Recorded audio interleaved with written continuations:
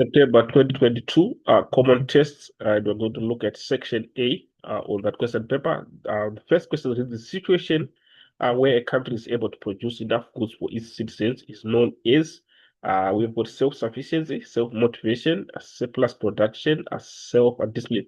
So the correct answer is self-sufficiency. That is when a country is able to produce enough goods for its citizens. So it is self-sufficient.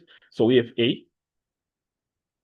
Number two, the protection of businesses from loss of shareholders' assets is called uh, controlled credit, limited, and limited liability. So correct response is limited liability. Remember, for limited liability, it is a legal status in which a person's financed liability is limited to a fixed sum. So basically, that's the description.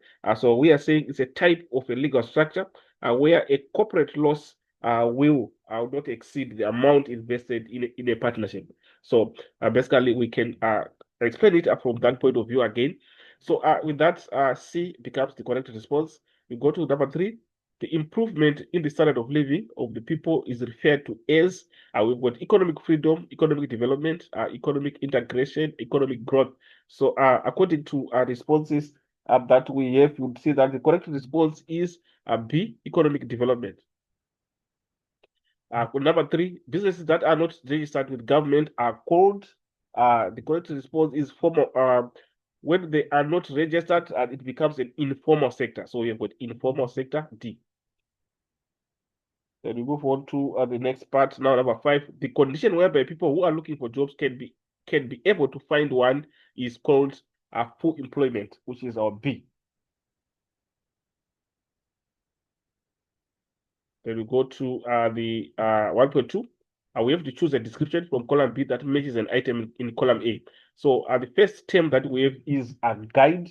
And we know that a guide is an association of artisans and merchants who oversee the practice of their craft in a particular territory. So that's the description. So we check in terms of column B, which explanation do we have, which matches that. So if you go to column B, you would see that if you go to E, an association of merchants who were responsible to set rules for trade. So E is the most appropriate. So we are saying E. So on deregulation, whenever we're having deregulation, it is the process of removing or reducing state regulations, typically in the economic sphere.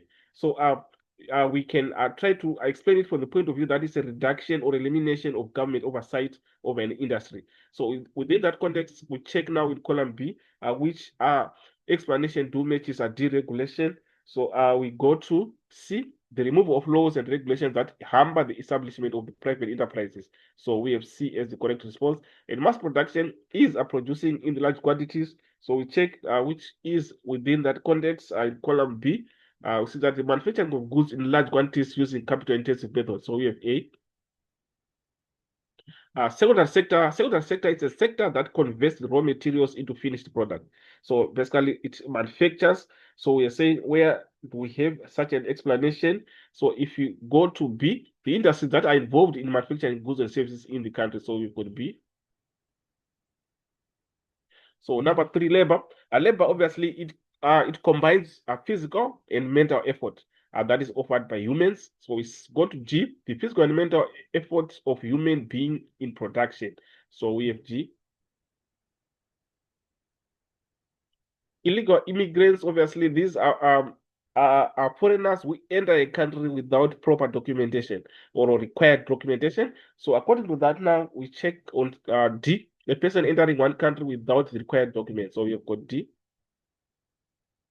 We now go to 1.3. Give one term for each of the following descriptions. Write only the term next to question number. So, of course, we've got the first part, the use of machines to do work that can be done by people. Of course, this is a mechanization.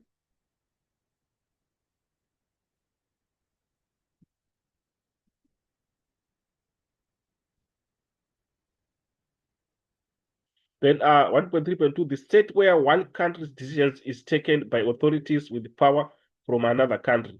So in such a scenario, this is colonialism.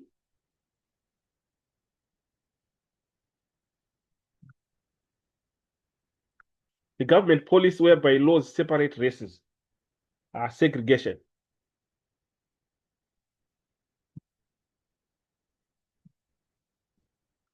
Then citizens leaving the country to become a citizen of another country is emigration. So we call that immigration, and they become immigrants. So we are saying immigration.